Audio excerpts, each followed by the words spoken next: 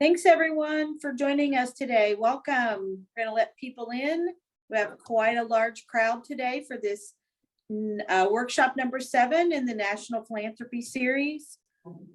This is the Patterson Foundation. In one moment, we'll do some more introductions, but welcome everyone. Glad to see everybody. Love that you're still on screen. Feel free to stay there. We're very excited to be able to present this workshop number 7, Leave No Human Behind, How Are Funders Closing the Gap in Digital Literacy? Welcome, everyone. We'll be starting in just a few minutes. Welcome. Good time to go ahead and put yourself on mute. If you'd like, please, if you're not speaking today, until we get to the point where we'd love to have you share back in our Q&A session. Welcome, everyone. Happy to have you here today.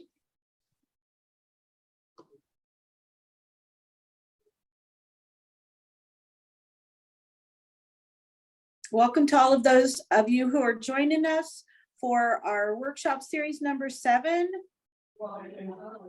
Leave No Human Behind, How Are Funders Closing the Gap in Digital Literacy? Just a few things to set the stage before we get started.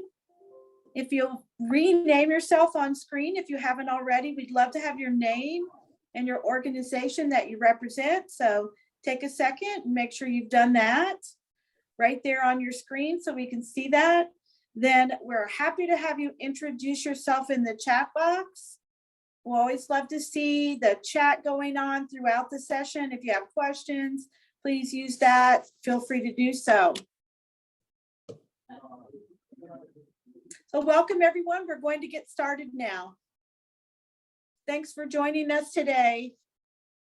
I'm here on behalf of the Digital Access for All team with the Patterson Foundation. We're here to review our Leave No Human Behind, How Are Funders Closing the Gap in Digital Literacy? This is workshop 7 in our National Philanthropy Series. Next, I'm just going to recap those setting the stage session items that we need to be mindful of. Again, renaming yourself on the screen would be great. Your name and organization. Introduce yourself in the chat box. Love to also have that in our records, name, organization, and your role if it fits. If you can also mute yourself right now, well, you're going to love to hear from our presenters. Always feel free to put any messages in the chat box. Raise your hand if you have comments to make later, digitally, of course. We'll be looking for that. We do record our session. Also, we'd love for you to continue to share openly as we get to our breakout sessions and the Q&A. If we're doing polling, however the format requires for you to share and participate. Also, we'd love to see you join the conversation on Twitter using the hashtag Digital Access for All, hashtag GL Reading, hashtag Funder to Funder. And then last but not least, we are nearing the closeout of our series, and we'd love to have you join us at workshop number 8 on June 27th. Later in the program, you'll have an opportunity to register early, and then you'll be able to receive more information throughout the month. Thank you so much. We appreciate all this. I'm Sherry Corrier. I am the Digital Access for All Initiative Manager for the Patterson Foundation, and we are here because we love to strengthen the efforts of people, organizations, and communities in ways that foster wide participation. We do work in a 4-county region, but today this philanthropy series has to do with the entire country and all of you that have participated. Next, very excited to introduce to you our co-host, the Campaign for Grade Level Reading. I'm going to turn it real quick over to Sarah Torian. Thanks so much, Sherry. I'm excited to figure out how the mute button works. Actually, I'm really excited to be here to continue learning with and from you all at the Patterson Foundation and the amazing panelists that you convene for each of these sessions. I started to say each month, but I know we've got 2 this month. The pandemic prompted the campaign for grade level reading to really lift up digital equity as a priority, and particularly the issue of connectivity. And so we've been delighted to partner with you all over the past several months to really dig deep into these learning in these conversations. And I'm glad that everybody else is here to learn with us today as well. So thank you so much, Sherry. I'll pass it back to you. Thank you, Sarah. We could not have such success with working across the entire country without your partnership. I want to thank you so much, and all of the campaign for grade level reading staff that helped to make all of the series on Tuesdays and all throughout the year so wonderful. Next, really excited to introduce to you our presenters for today. And you're going to love both of these presenters. Very engaging, but an intense background. We always try to send out the bios and information to you about the presenters in advance, because that information about their history is so rich. I'm not going to read all of those because I want to give them plenty of time to participate with you. But today we have Tiffany Benjamin, the CEO of Humana Foundation, and we have Tom Camber, who is the founder and executive director of Older Adults Technology Services and Senior Planet. I've got a chance to meet both of them, and I know you're going to love hearing about their experiences. Next, in order to get started, I'd like to turn it over to our lead for the National Philanthropy Series, Michael Zimmerman. Michael. Thank you so much, Sherry, and thank you all so much for gathering with us, joining us, participating in what we hope is a chance to share knowledge, a chance to connect, a chance to hear perspectives, an opportunity to learn. Because as funders, a lot of times we are expected to show up with the answer, and actually it's better to show up with the questions. And we want to do that. We want to explore the questions, and that's why we are here. And so let me first start by sharing the journey. I'm Michael Zimmerman. I'm a fellow with the Patterson Foundation. And Sherry Corrier, who you just heard from, and I went on a fascinating journey almost a year ago. Actually, it's been about a year and a half. And we thought about, what does funding and digital access mean to funders across the country? So we decided to interview funders from the West Coast to the East Coast to the North, from urban areas to rural areas to suburban areas, and hear from funders on how they are addressing the needs of digital access in all these spaces, in all these communities with diverse populations, diverse age groups, and diversity at large around the country. And so it was important to us to unearth that knowledge, and we collected that knowledge in a National Philanthropy Scan report, which will be dropped in the chat. And in this report, we detail what those discoveries were. Some folks are focused on connectivity, but they're not focused on devices. Other funders are focused on devices, but they're not focused on literacy. Some are focused on all of the above and the three essentials. And some who have missions that maybe even prior to the pandemic, they would not have even thought twice, were even tangentially related to digital access, are now funding in the digital access space. And so this evolution of an influx of funds coming into digital access is a fact. We are living through a fascinating time, an important time, a critical time in history, and we wanted to capture that. And so as funders, we want to gather, we want to look at the data, we want to look at the research, and we want to get our pulse on the public narrative to really get an understanding of both what's happening elsewhere, how does that knowledge correspond to what we're doing in communities where we are funding and in our catchment areas, and how we might learn from each other to strengthen our work collectively. So on that note, thank you for being here. And let's dive in. In this funder workshop, Leave No Human Behind, How Are Funders Closing the Gap in Digital Literacy? We will take a deep dive into the Humana Foundation's partnership with Older Adult Technology Services. as that is called, oats. And so to kick off our conversation, I'd like to invite Tiffany Benjamin, the CEO of the Humana Foundation, to join me. Tiffany, thank you so much for being here. So Humana Foundation's 3 overarching goals are to, 1, foster the creation of healthy emotional connections as a vital part of your holistic approach to care. 2, to shape a healthier approach to nutrition that supports lifelong health and well-being. And 3, deploy your knowledge and resources as stewards of good health in communities across the country. Many funders have broad missions, and we know that digital access can touch diverse facets of a funder's mission. Can you share with us the journey to Humana elevating digital literacy as a priority for funding, and where else the Humana Foundation is investing in digital literacy or digital access at large, and why? Tiffany, thank you for being here. Thanks for having me, Michael. I'm excited to be here and excited to see and learn from everybody else on the call today. So should be good stuff. So you heard a little bit about sort of what the Humana Foundation does, but ultimately what we do is we focus on health equity.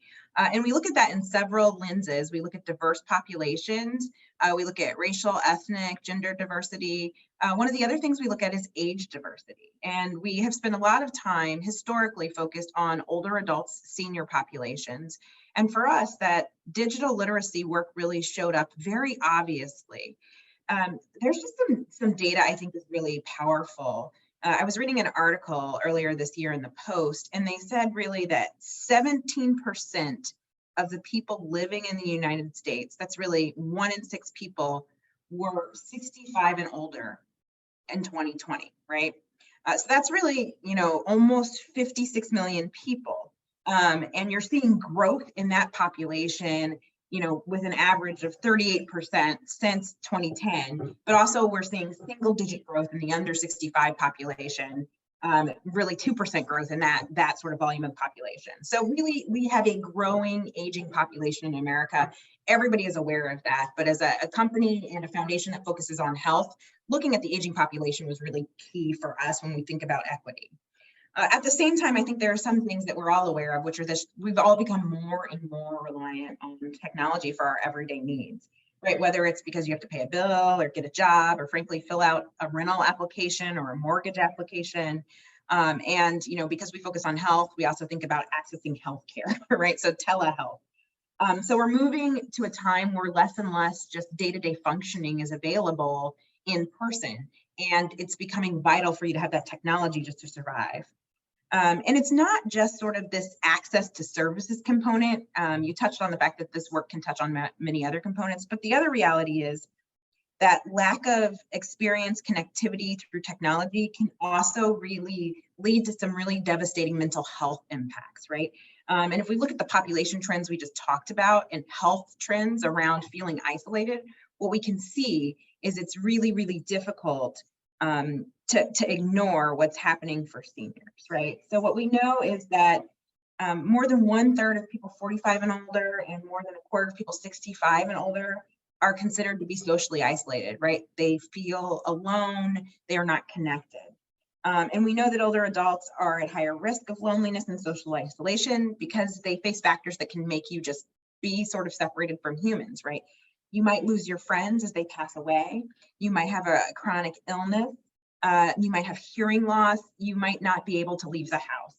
And so what we know is that social isolation increases your risk of premature death. It increases your risk of dementia, right? It increases your risk of stroke, anxiety, depression. And so there's like a real mental health component. So you talked about our work in creating healthy emotional connections. Well, looking at digital literacy in particular for seniors is about giving seniors a way to connect into society, but also to feel less alone, right? And I think for us, because we're thinking about equity and subpopulations, we think about age, but we also think about other subpopulations as well. We can see that social isolation is worse for immigrant populations. We can see that it's worse for the LGBTQIA populations. And so what that means is there are certain groups that are disadvantaged there. And then, like everybody on this call knows, access to technology can sometimes correlate with how much money you have. So if we're talking about underserved populations and communities, we're at higher risk of social isolation and higher risk of not being able to function in society for all of those needs that you have on a daily basis related to technology. So for us, we've been doing social isolation work with seniors for a really long time. But when COVID happened, I think we all sort of appreciated how we needed to connect with each other through technology. For us, we started thinking about telehealth. That was the first way in which we started thinking about that work because people couldn't go see their doctors, right? But then that quickly evolved into something broader, which was about relationship cultivation, and how important it would be to allow people to connect for creative expression, just to sort of like have a social relationship with people. And that's where our relationship with Tom and Oates came in. So in 2020, we actually gave a grant to Oates for $3 million, which was really focused on digital engagement, improving technological access for seniors. We were thinking about connectivity primarily, but also literacy. And we picked Oates because they really got the population, right? Like Oates got the population, they understood the needs of older adults as it relates to this, and they were thinking about this from a holistic perspective of how do we respond quickly, but then how are we doing something broader than just and what I think most funders will agree is that the best kind of work is organic. So we all know in COVID, what happened is we all ran fast. And so the Oates team and the Humana Foundation team partnered to sort of figure out how can we address these gaps in connectivity, get people access, but then also how can we make sure once you have access, you can utilize the services in a way that makes sense for you and is comfortable for you. And we were leaning pretty hard on that connectivity side. And then eventually the government caught up a little bit and launched the Affordable Connectivity Program, which, you know, allowed for people to be able to get low cost internet. And so we started to pivot to thinking about like, how can we embed this work into the environment as the environment has changed. First, we were like, we got to get people access to low cost internet. Then the government gave some access. So we were like, how do we pivot so that we are using the federal resources in their own way? And so to me, what I really like about this digital work, and I think it's going to evolve over time as well. I know I should probably insert a chatbot GPT joke, but I'm not very good at those. But is the fact that as technology evolves, philanthropy can move fast and be innovative and pilot. And then when, for example, government catches up, like the Affordable Connectivity Program, philanthropy can work with nonprofit partners to figure out where can we fit in and how can we amplify what already exists. So for us, that's the work with Oates. You'll hear me say call Tom a million times. I'm crazy about Tom Camber. But we've also partnered with Volunteers of America as they're designing senior housing to look at like, how are you utilizing smart technology specifically for seniors? And how are you using like community virtual reality to create accessibility resources for seniors? And we've partnered with the Community Foundation of Broward County on a senior technology access program that's really focused about caregivers and addressing social isolation as part of their caregivers program. So we've done it both nationally and locally. We've tried to approach it from a policy perspective and from a direct service perspective, but always in partnership and always listening to people like Tom who know more than we do. Tiffany, thank you. And speaking of, let's call Tom, we're going to call Tom because Tom's with us right now. Hi, Tom. Thank you for joining us. I love that, you know, obviously a strong partnership between Humana Foundation and Oates. And I would like to hear more about the diverse strategies that, you know, that Oates and your funding partners have collaborated on to drive positive impact in older adult digital literacy. I'm happy to talk about that a bit, and thank you for having me today, Michael. It's just it's really exciting to be participating here, reconnecting with Tiffany and also this great audience that we have. So I'll dive right in. There have been a couple of phases of our work here that I think are relevant. Oates, for those of you who haven't had a chance to really dig in on what we're doing, we're almost 20 years old. I founded the organization in 2004.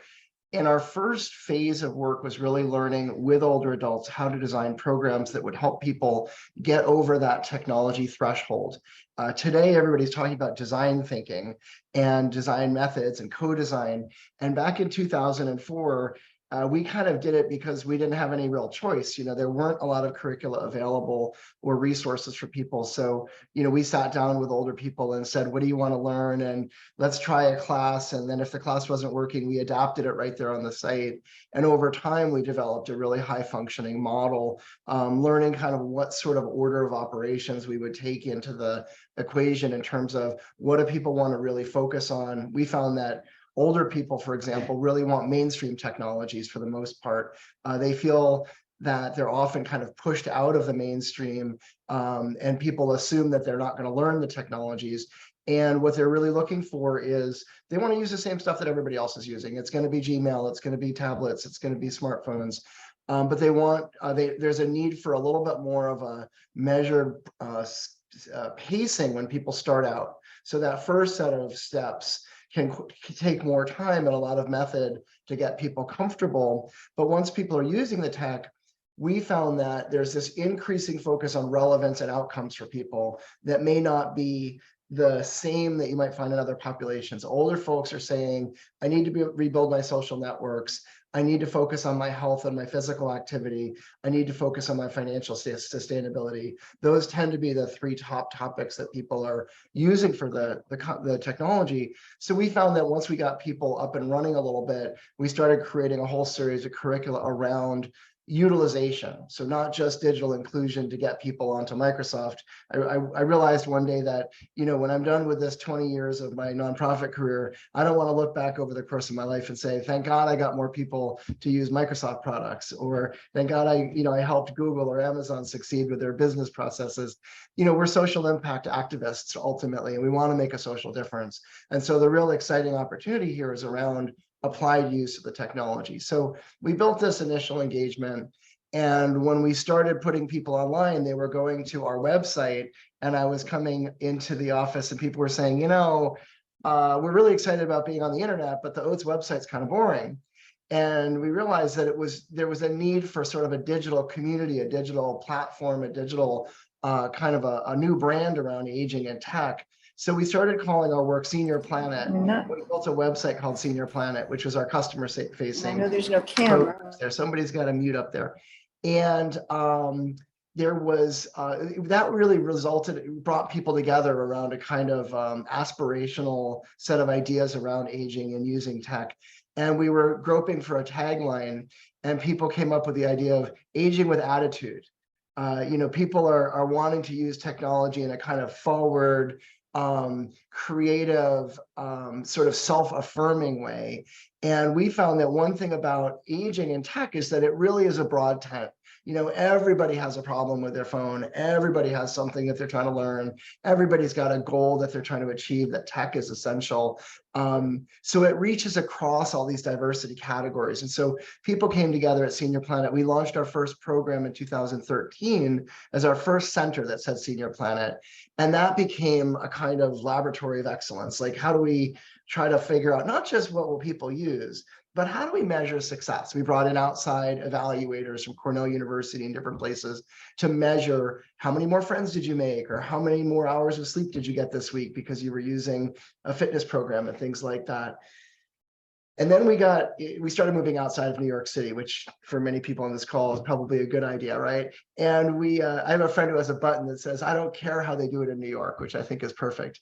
So we wanted to look at other areas of the country and see where else we could work. And Humana Foundation had a program to work on social determinants of health and isolation issues. And we did a national search of locations. We ended up focusing on San Antonio, Texas with Humana. And one of the things that they really prioritized was data analysis, understanding, it's one thing to go out and teach a lot of classes. Yeah, we've got a great project. It's another thing to have a lot of attendance. People are coming. But what Humana forced us to do and think about was, how do we know what the gains are? How do we know if people, how do we stay, do you measure healthy days? Do you use the UCLA loneliness index to measure people's social isolation? And we began thinking in terms of populations, in terms of neighborhoods, in terms of a whole city. And we started working citywide in San Antonio. We had really good results on that, which were really promising and really exciting. And then of course, we all got walloped with COVID.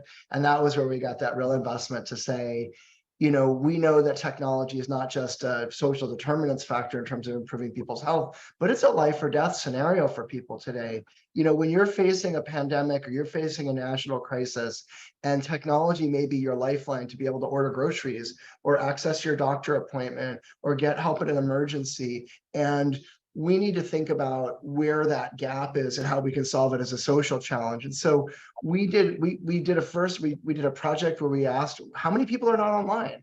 No one had actually done a research analysis and said systematically across the whole country, what is the technology gap related to aging?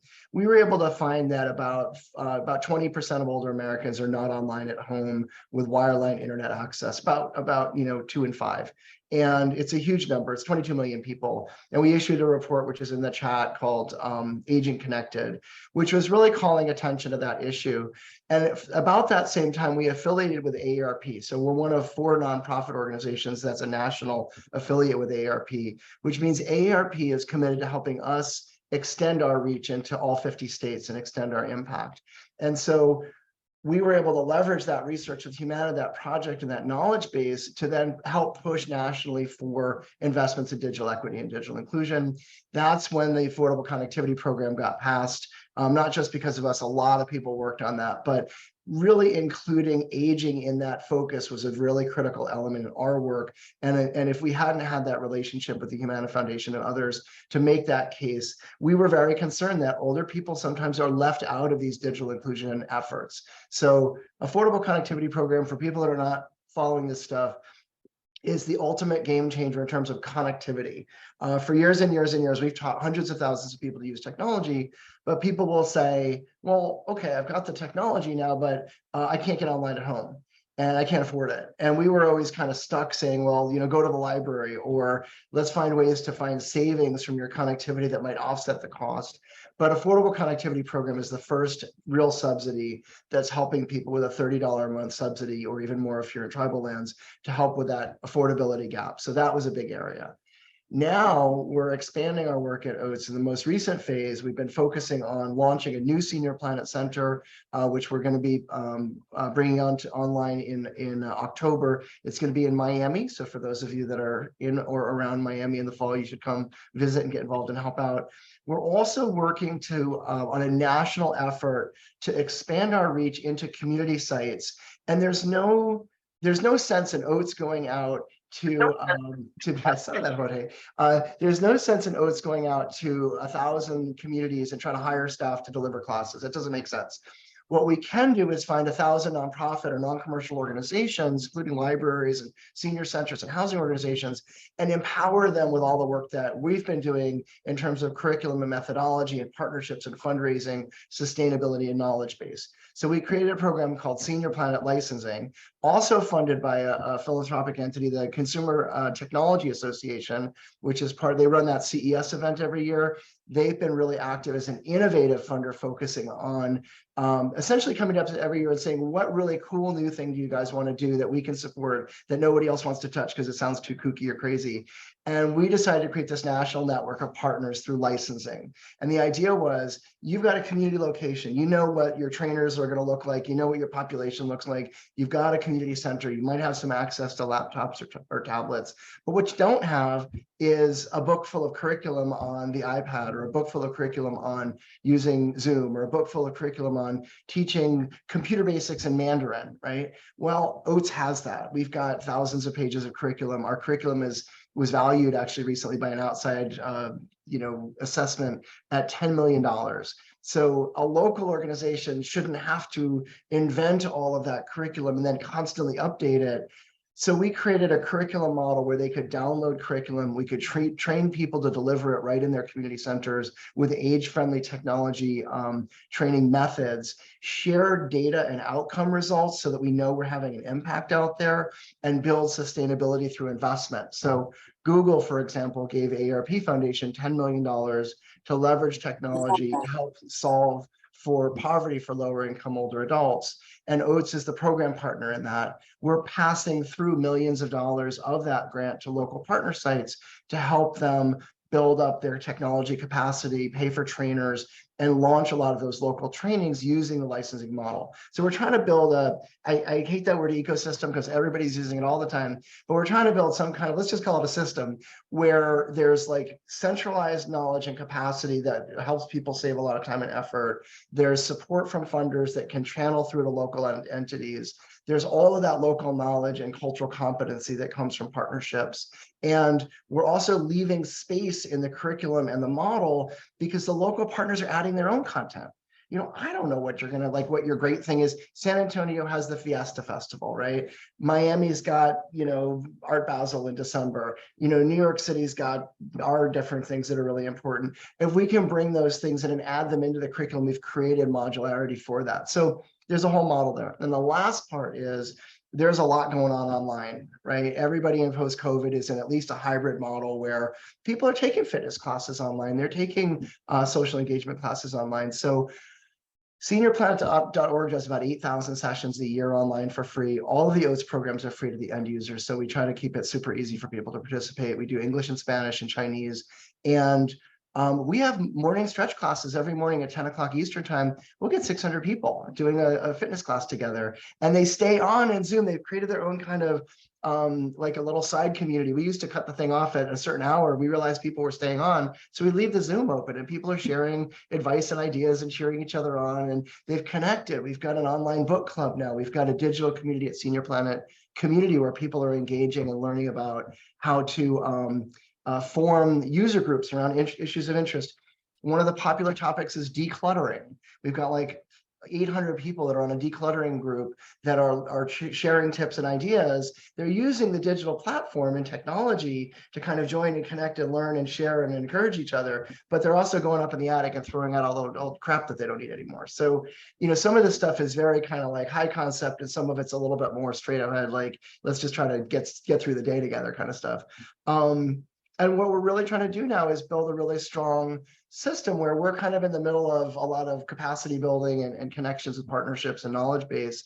But we're working now, we've got 260 licensed partners in 25 different states, and it's growing very rapidly. We've got 360,000 people a year taking classes online.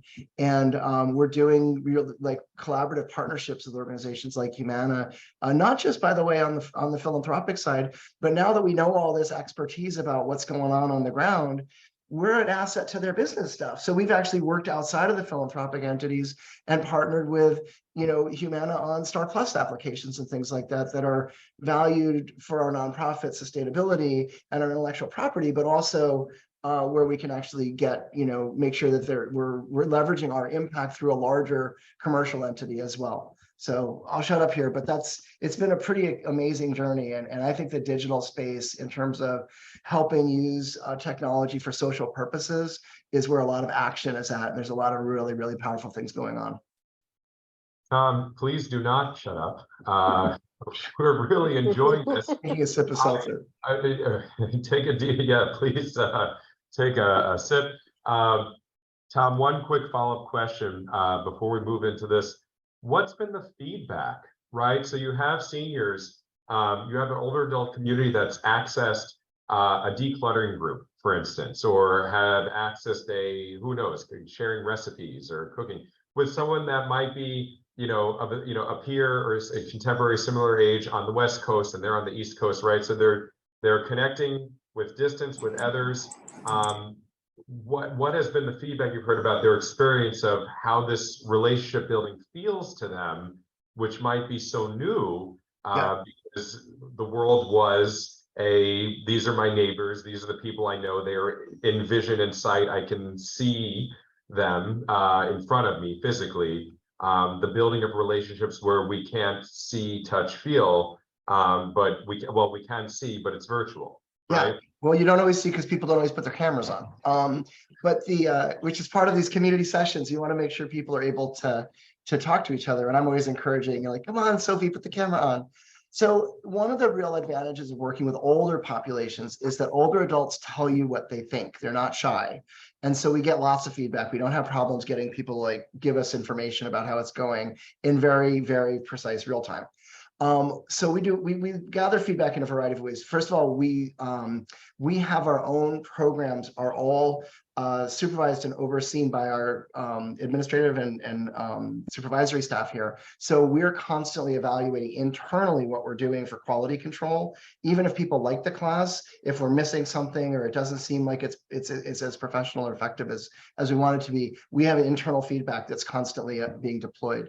We also, at the end of every class, ask people for feedback comments to us with short questionnaires. And one of the most important variables that we track that allows us to be able to compare apples to apples is what they call the Net Promoter Score, which is a business term that I don't know, I've probably heard of talking to somebody from Walmart or something years ago. But the idea is Net Promoter Score is not usually used by nonprofits where we're often thinking about the social impact.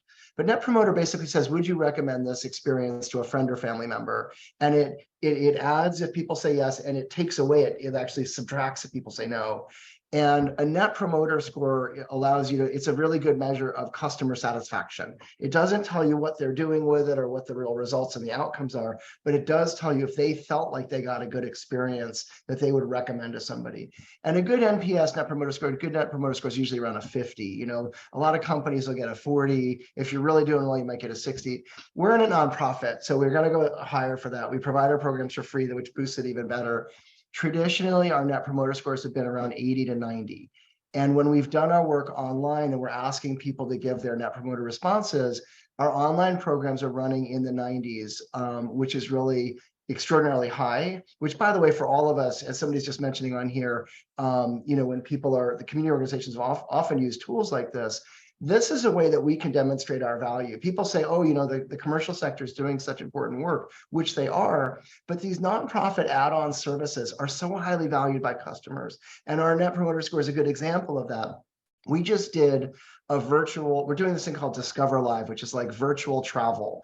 Because so many people want to be able to travel, but they can't get to these far-flung destinations. So we've been experimenting. We started it at Consumer Electronics Show earlier this year, and we started doing live travel events with Senior Planet participants, not just online, but also at the centers. You could come to the center, sit in a room, and we could all travel to, you know, Colombia or somewhere, or you could do it from your own living room.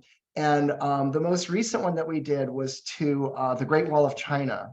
And we had about 100 people visit on the tour, and we had a live tour guide walking around on the Great Wall of China and interacting with people, and people could ask questions and comment and react. That got a Net Promoter Score of 100. We've never gotten 100 before. It was like an absolute perfect score. And I think some of the digital experiences are that good. That said, there have been some that are tricky. We try to make sure that it's easy to log on and you don't have to have a lot of pre-registration, which can create some tension. Sometimes you want more information from people, but those barriers make it harder to participate and have a good experience.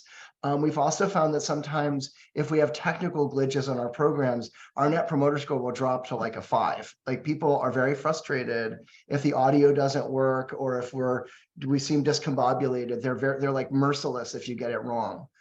So there's a kind of like, you need to be able to keep your staff from blowing up if something doesn't go well. It can be pretty harsh if people are kind of unhappy online. Online, people can be a little harder edged sometimes when they're criticizing you and in the comments and stuff. So we have to train our staff a little bit to be able to keep a thick skin around this stuff too. It's a little bit of a dialogue. You're on mute, Michael. Well, I hope everyone can read what I'm saying with my lips. Tiffany, before we go to our poll, any other final thoughts you want to add to what Tom said, or shall we go right into our poll at this point and continue after? The only thing I would add is, I think what Tom said about all of the ways that we measure, I think are really, really powerful. And as a funder, it's hard to find people who are thinking about measurement just more than butts in seats. And so one of the things that's been really appealing to us is to be able to find people who are thinking about these different measurements. I think Tom talked about earlier in the call, CDC Healthy Days, you know, looking at people who are just sort of seeking out a metric that's more than this number of people trained. I think that question, Michael, is perfect. And I think, to me as a funder, I'm looking for sort of the calculation of, you know, outputs, but anybody who's thinking thoughtfully about outcomes. And using a business metric is appealing to us because frankly, we're a corporate philanthropy, but the other reason is because that means that your work can translate into other environments outside of philanthropy, right? Because I'm trying to think about how can the work translate to a business, but how can the work translate to a government? How can it translate to private philanthropy? So anytime you can find common metrics or common language that will work for people sector, I think it's particularly effective. Yeah. Michael, can I give one example of that? I'm sorry. It's just like Yes. piling on. Now I'm really not going to shut up. So when COVID started, the mayor's office in New York called us up and they said, we want to give away a bunch of tablets to seniors in the housing authority and in low-income housing developments. And they said, how many people could you train? Like if it started right away. And it was like 10 o'clock at night. They called me at home and I was like, I don't know, let me get back to you. And I thought about it, talked it over with people and came back and said, we could do 10,000 if it was online. And the next morning they announced a project for 10,000 tablets to be given away to NYCHA seniors out in the department. So we were really on the hook for this thing. And so we started a call center, which is still up and operating today, to train people to get online and support them because they were getting these boxes with a tablet. It just arrived at their doorstep. Half people didn't really understand what it was all about. So we helped them with the unboxing and the training in different parts. But the really interesting thing, building on what Tiffany was saying, is about a quarter of the people agreed to take a free online class for 5 weeks from OATS, where we would train them on what we call computer basics. And about half the people, Nick, are using the call. Half of our call center people are seniors, by the way. We constantly try to push it up to 100%. We can never get it that high. But the call center is really active, and we do training through the call center. We trained about 2,500 people, but about 7,500 just took the tablets, and they used them. They got support from us online, but not through the training. That allowed us to have a control group, which is really amazing because if you randomly or semi-randomly select people into 2 groups, then you can measure the comparative outcome, not just the output, but the results of what's going on. So we brought a researcher named Aaron Cornwell from Cornell University, and we created a questionnaire. We got 250 people that took the class and 250 people that just got the computer, but not the class. And we gave them a battery of questions, including the loneliness survey from UCLA, a bunch of stuff on depression symptoms, a bunch of stuff on satisfaction and social engagement, how many friends they made. And then we asked them the same questions 3 and 6 months later. And we found that people that took training were twice as likely to make a new friend, twice as likely to find that they were using the technology to build their social networks. And interestingly, even though their depression indicators didn't improve, they stayed level while the control group got worse. And in aging, if you work in gerontology, arresting decline is one of the really powerful outcomes that you can have because we're all trying to stay stable. So stability was really a big factor, that we were able to demonstrate that people's depression symptoms were consistent, even though people in the other control groups were having a hard time because of COVID, as you can imagine. We don't have the veteran numbers, Nick, but it was really, it was a powerful example. And when we wrote that report, we actually had Bruce Broussard from Humana, the CEO, co-sign the introduction on it. So we were kind of psyched to have a kind of a really important person from the world of health be able to kind of show that we were serious about this stuff. I'm sorry to go on a big thing, but it shows kind of where those data opportunities are sometimes. And we don't have to be the expert. We had Cornell, at our side helping us get these questionnaires together and gather the data properly. Right. Tom, thank you for the example. And at this point, what I'd like us all to do, because we promised also an interactive, audience engaged portion of this, and we're actually going to move right into that now. So that would involve turning your cameras on. It would involve unmuting. And it would involve probably not turning your radio on after you unmute. And using the raise hand feature when we'd like to say something. But we don't have to do raise hand yet, because first we're going to launch a poll to get a glimpse into how many of us are currently working with or investing in older adults, digital literacy, or both. So let's just take a couple seconds right now to submit our votes.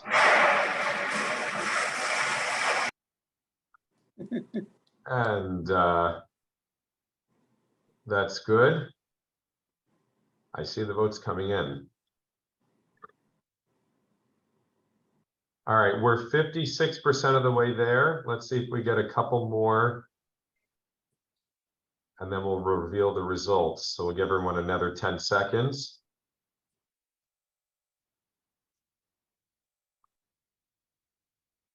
All right. I think we're about there. So let's go ahead and see our results.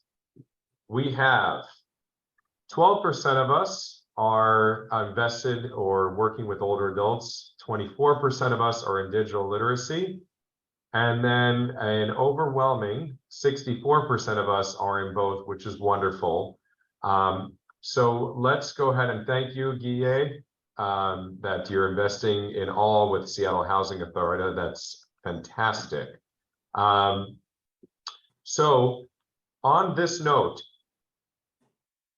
someone who is invested or working with both older adults and in digital literacy, can you share with us what your foundation or organization is doing? If you could use the raise hand feature, we'd like to hear what you're doing and how you're invested in older adult digital literacy. And we'd like to hear about, was it easy? Was it challenging? What did you do and why was it easier? Why was it challenging? Where are you in that process? I see Jordan Carr with Oasis has your hand raised. Jordan, I'd love for you to share with us a little more. Yeah, hi everyone. Jordan with Oasis, based out of St. Louis, but we have a national presence in 6 other cities around the country and other partners in 44 out of 50 states. We've been in the digital literacy business since about the year 2000, and during the pandemic that really accelerated. We launched an online platform, Oasis Everywhere. We had to teach a lot of our older adults how to use Zoom and how to get people online, and that was extremely challenging because it's hard to teach people the internet on the internet, but we were pretty successful.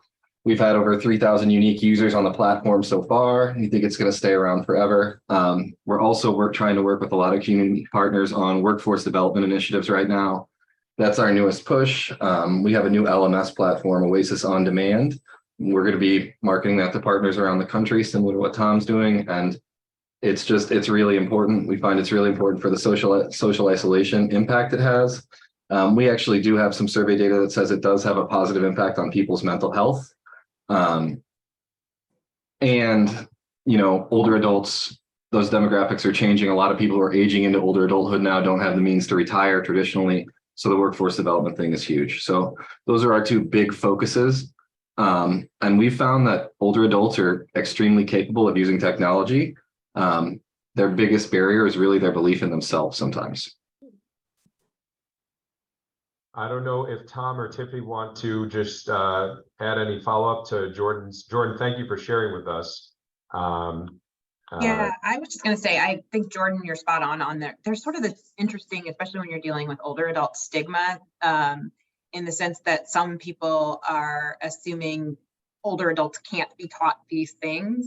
And then there's also sort of a self-reinforcing part of it. It's that new technology feels overwhelming. But I think, at least in our experience and all the work we've done, once you give people the skills, they are willing to do the work. So I think you're right. There's this sort of sociological part of it that we can't ignore in terms of people's comfort with it. But once they get there, it's great. And I would just add in that, you know, I'm so glad that Jordan is here just because Oasis is one of our sister organizations out here and has been a big inspiration for the work we've done. I remember when I was first getting started at Oates, going to conferences and meeting Marcia Kurz, who was their director at the time. And they were, visiting many of their sites. They've got all these wonderful trainings going on. And there's a kind of a national sort of loose network of groups doing this work. Oasis is, I think, probably the most established and the longest running, doing a lot of really powerful digital inclusion work. And there's also National Digital Inclusion Alliance, which is working more on the tech side, but is really, really powerful. There's Community Technology Network of the Bay Area, which is in the Bay Area of near San Francisco. There's also Tech Goes Home out in Boston, Sophia in Florida. There's a lot of wonderful groups out there. And I would just emphasize, people might say like, well, geez, how is it to work with groups that are, is it too crowded in the industry? There's 22 million older Americans that are not even on the internet right now. And so if Jordan works with, 5 million and we work with 5 million, we're still only getting half of them. There's an incredibly large number of older folks that need this work, and we need to continue to support groups in the network and build a kind of a team to go at it. I think it's really important. The capacity side is critical. Excellent. So I'm going to now ask Guille Ursua to unmute and turn video on. I see you would like to share more. Yes, hi. Sorry, I'm driving, so I'm gonna turn off my camera. One of the things that we are doing with the Seattle Housing Authority is we've been able to distribute over 3,000 devices to the extremely low income populations that we house. Part of that is looking at devices. So we purchased Microsoft laptops, a laptop Go, and then we also purchased 1,200 tablets to focus on older adults and telehealth. Because one of the things that we realized is that like everybody's discussing, older adults are very isolated, but also when we are dealing with extremely low income populations, they don't have the resources for the devices. So we're looking at the devices, for them to receive the device, but also training them and providing them classes on how to connect to telehealth, and then also how to utilize those tablets or laptops. So that's one of the things that we're doing. We're hoping that we can continue on and do that in the next year also. And the seniors have been very receptive to the devices and then also to the classes. So we've been really fortunate that they are receptive to that. And then we're also have been doing language-based classes. We have a huge number of immigrant and refugee populations, and working with East African languages and Southeast Asian languages. So we also have been doing classes in various languages and providing those technical assistance in several languages. So that's been really that's been going well. So that's what we're doing in the Seattle Housing Authority, and we've been connected. We regularly participate in the national forums with the National Digital Alliance and other, with other organizations that are affiliated with housing authorities.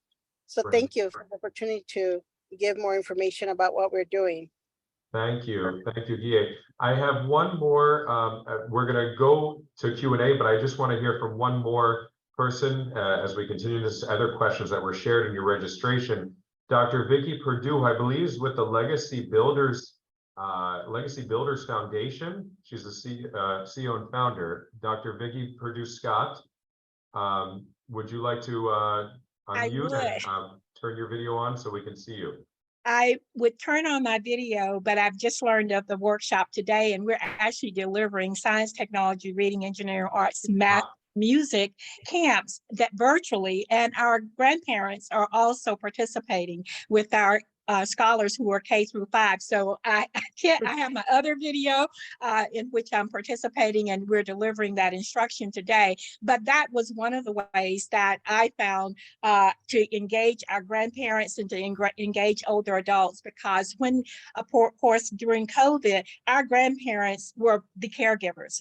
We worked directly with United Way and over 300 other organizations in Macon and Middle Georgia, but I also work with Metro Atlanta to really pivot and deliver virtual learning, both to our scholars, but also because our grandparents were the primary caregivers, and many of them, the essential workers who were required to work, they were the primary caregivers, and they supported the training. But they also, not just for their scholars, but they also support the training for themselves. And what we saw, and I was so glad to hear the comment, was that they then embraced mental health training around supporting their scholars. And so we found that the children, this intergenerational group of workshops and seminars, and this summer, all of our camps that we have been able to create, we bring the adults in, the seniors in with the young children, and the children become, I guess, the catalyst for bringing them into the fold. But they we saw a significant increase. I serve Black, Indigenous people of color. I am a product of that. I'm a direct descendant of the Mogi National Creek Nation in Macon, in the middle of Georgia. And so when we serve our scholars, we found that education, healthcare, housing, as well as economic and community development, that they have been directly engaged. You can go to our website, legacybuildersfoundationinc.org. But I'm here today because funding, I represent only 2% of the minority CEOs in this arena. And it is very, very challenging when I am in an arena where I am a minority and I'm seeking funding. I am also a retired deputy superintendent of academics for one of the largest districts in the country. I've served over 100,000 children where funding was not an issue. And yet I have an extreme challenge in getting funding to the sources that need it the most. And so I'm so excited to hear this conversation today. Thank you, Dr. Vicki Perdue-Scott, for sharing with us and fantastic work that you're doing and have continued to do in your area of the country. I want to move right along into our questions that we have for our panelists that many of you had shared with us in your registration. The first one is for Tiffany. So Tiffany, how do funders start engaging with community members in this conversation? Yeah, so I mean, I think it sort of follows the same thing across all of your funding, but one of the things we did as a staff when we started thinking about digital equity is we sort of started to map for ourselves all of the moments in time where we are using technology ourselves to function in the world. Like this call, the phone that is texting me, my daughter asking me for things, because we wanted to at least understand sort of the range of privilege that we may not be aware of in the universe, in the different intersections. So we thought we needed to at least pause and see, like, where are the privileges that we're not even thinking about? For us, what we've actually formulated for the foundation is something we call the Humana Senior Council. We launched it earlier this year, and we have an advisory group of older adults, 65 plus, and seniors in high school who advise us on what are the issues that are top of mind. And one of the spaces we focus on is social isolation, loneliness, and connectedness. So we actually have an advisory group of people representative of the places where we work. We've made sure that that group is very, very diverse and representative of the populations we're trying to serve, to sort of make sure we're listening there. But the other thing we actually really embed into the work, and I think we all wish we had more time to do this, is research, right? Like one of the things, just this week, we were thinking about funding some work around social isolation, and we actually went and we figured out, like, what are all the federal grant programs that could intersect here, so we could understand where all the many different money flows, right? So we wanted to figure out, like, who are the organizations who are continuously thinking about the populations we're working with on one side. So the OTSs that exist and have focused on the older adults population. And then here are the organizations that have a high influx of interaction with those populations, sort of accidentally. I don't want to say accidentally, but like they're not actually thinking about seniors, but seniors just utilize that really effectively. And then frankly, talking to them. So we are very much a community-centered model. And so our concept of the work is that we pull a lot of data. We ask for a lot of data from our grantees. And then we go out and we gut check with the community that the data actually makes sense, or there isn't some sort of root cause that we aren't thinking about. And I think in this digital equity space, first of all, I'm thrilled to hear so many different people talking about the different ways they're doing this work, and the intersections they have and the different actors who can do the work. Because in this space, you've got devices, you've got connectivity, you've got literacy, you've got all of these other components. And so for us, we wanted to figure out where is the place where we can add the most value. And if health is our focus, who are the right people and where's the right space to focus on? For us, that meant digital literacy. For someone else, that means. Yeah. Thank you, Tiffany. I actually want to jump over to another question we have here. Are you seeing any sets of tools or standards emerging as the best way to measure digital literacy baselines and progress? A lot of funders are thinking about how they measure success, right? But what does that mean in terms of measuring success in digital literacy? And so perhaps for both Tiffany and Tom, what sets of tools or standards are emerging as the best way to measure digital literacy baselines and progress? Great question. So I'll let Tom answer on the standardized tools. I think one of the things that I always ask people is, where do you need a standardized tool and where do you not? So if you're talking about certain populations, in particular, I do equity work. So I want to know who got better, who had a depression rate of this thing, but I also want to look at in a subset where language is an issue or where there's a very specific cultural relationship to technology, are there standardized metrics that fit for subpopulations as well?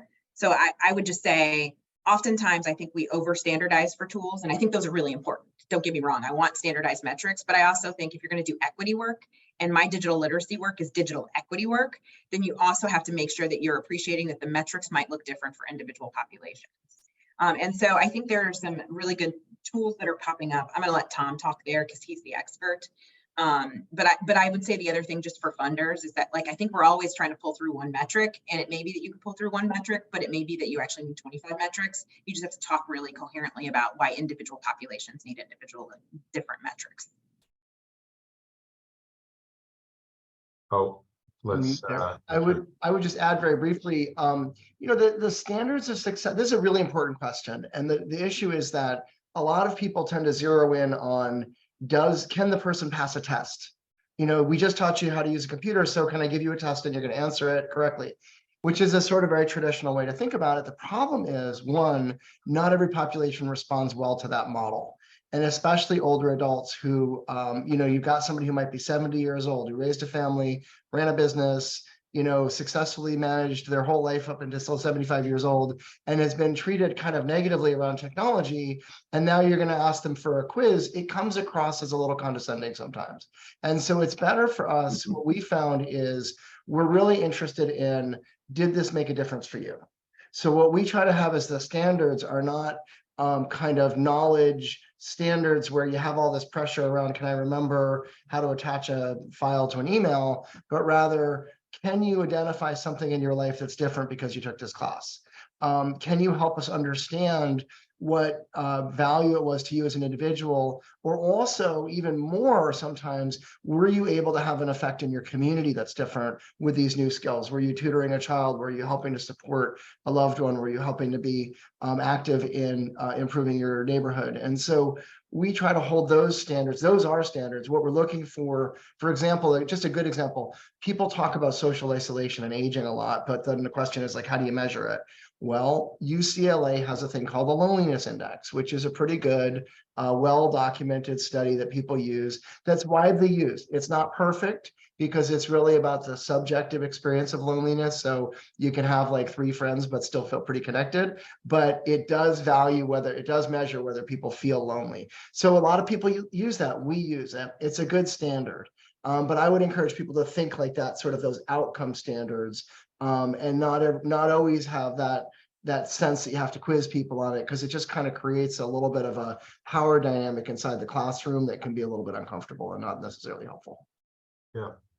Yeah, thank you. I want to go to another question that was brought up. How can funders be strategic in helping older adults improve their digital literacy skills? How much to invest? How long until results are seen?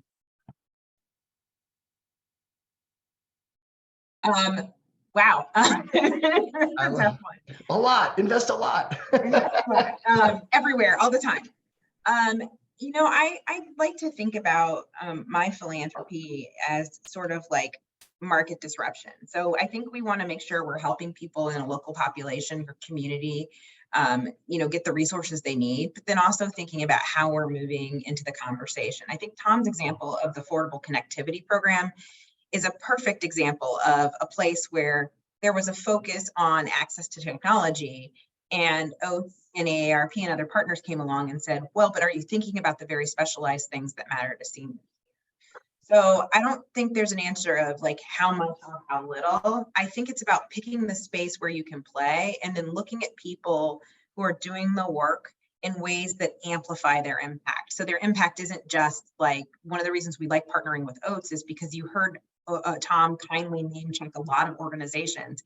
He's not just saying OATS is awesome. He's saying there's a need here.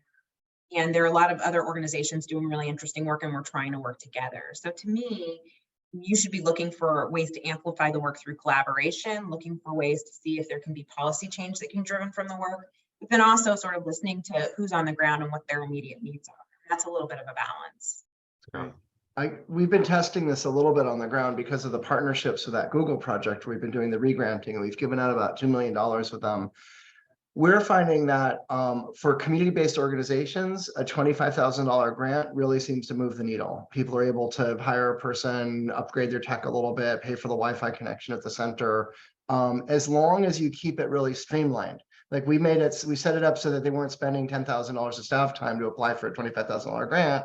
Make it really simple for people to apply, and then make sure that we're really looking at those results. And so you can, at the community level, it can be relatively, I think that's a relatively modest amount of money. And that's not a sustainability amount. That's just get you through the next, 6 months or a year with a program and get them going. But on a larger scale, if we look at something like Tech Equity Miami, which is, I think, probably the most powerful initiative in the country around this issue right now, they're looking at a fund that's upwards of $50 million, where I think Knight Foundation, JP Morgan Chase, and other entities have invested into a fund in Miami that is then leveraging additional investment by saying, we've got skin in the game, so let's use that as a model to evaluate where we can get the best bang for our buck. So there's a lot of leveraged financial investment that way. They're investing at the smaller scale in the $25 or $50 or $100,000 range, but some of the larger projects are going to cost you $1 million or $2 million. The center that we're launching in Miami is a $2 million project, and that's like a big investment, but it's going to help leverage change throughout the community out there. And one other thing to mention on this is that the federal spending is going up right now in this area. So it's not just affordable connectivity program, but that every state in the country right now is doing a digital equity plan with federal resources.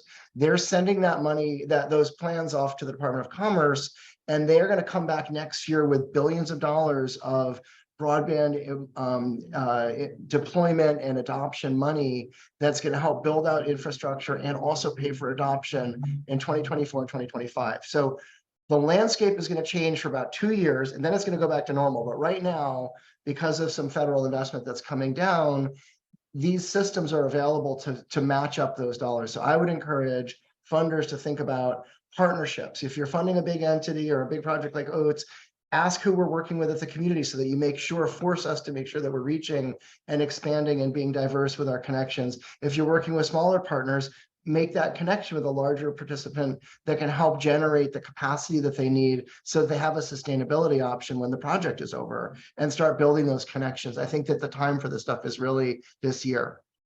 Great. Thank you both.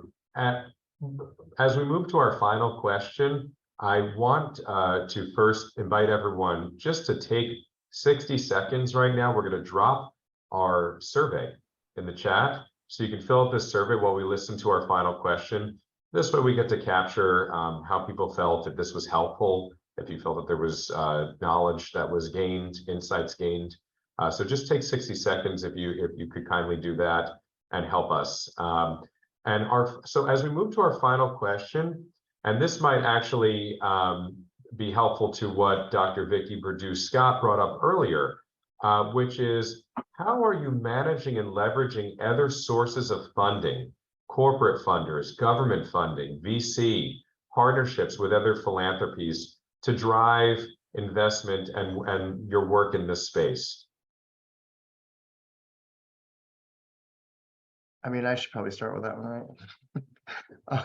So, when we started Oats, we were tiny. I mean, it was literally just me, and we were so small and just didn't have a lot of resources. And what we did over time was, for years, we've found larger entities that are already very well established in the sphere and convinced them to partner with us to go for grants. So, New York Academy of Medicine in New York, for example, was a really important partner earlier on. We are working now, we've worked with Humana Foundation as a good example, and been able to cobble together resources. Not, when Humana was making the investment in San Antonio, we were able to get the Consumer Technology Association to build the licensing model so that we could build on that around the country. Those kind of adjacent projects are really, really critical. We're finding that on the the innovation side is where the philanthropic funders are often coming in, where we're inventing or testing new models or trying things out, because there's more appetite for risk and more acceptance that when you innovate, things don't always go right. You're going to fail. And so I can look Tiffany in the eye and say, yeah, 20% of these things didn't go the way we wanted them to go. And that's just what the data shows. So we're revising the plan to do a better job. Whereas a government funder may not have that level of comfort with some of the experimentation that needs to go on. So the government funders are often about, established programs, growth, consistency. The philanthropic funders are often about innovation and program and developing systems. And frankly, the corporate funders are often about scale. If you're working with a big company and we can get those collaborations going, even ARP as a partner as Oates, for Oates, we're working through their 53 state offices and we're trying to reach millions of people at times where, you really get to scale with those corporate partnerships. And so I think it really depends a little bit, but it's been the lifeblood of our growth over the years. Yeah, and I think that the only thing I would add is that digital literacy now and digital equity now is going to look different than digital literacy and digital equity in 5 years. Just the way technology is moving and how quickly it is moving. And so as a funder, I am really extremely reliant on collaboration and experts because I am not going to understand AI at the level that someone who does it from a business standpoint is going to understand it. And I am in a constant learning mode because even the things we're talking about on this call are really important digital elements, but I don't know if Google goggles are going to be the most important way that people relate to each other in 3 years. I really don't. And so what I would say is, how are you leveraging them? I'm leveraging knowledge from other people like crazy. I leverage knowledge from the Toms. I leverage knowledge from the experts. But to me, that is the most important part because we know we've got this massive divide right now, but technology is moving at such a quick clip that the divide is even if we stay the course at the same good growth, consistent level, the technology's growth is going to mean that the divide just gets wider and wider so you can't even see my hands anymore, right? So leverage the knowledge and expertise of all of these other players so that you're on the front end of the work versus sort of just playing catch up as the technology gets, frankly, smarter than us.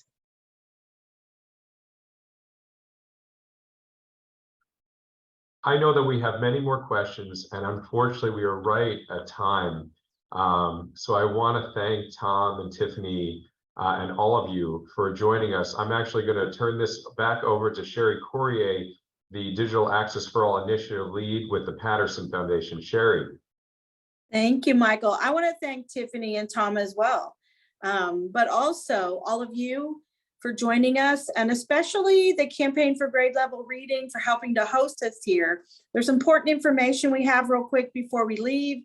We also have a big thank you to the grant makers in aging for all of you joining us and jumping on board. What a great discussion.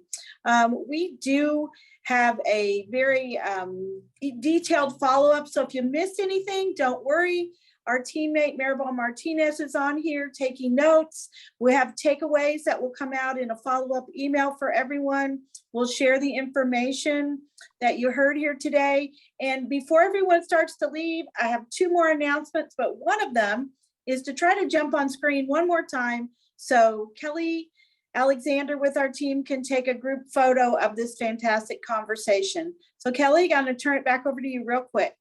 Thank you, Sherry. I will do this very quickly, and I have 2 screens. So if everyone could just take a moment to come back on, and I will get 2 different screenshots to get everyone. All right, we got a little bit of movement.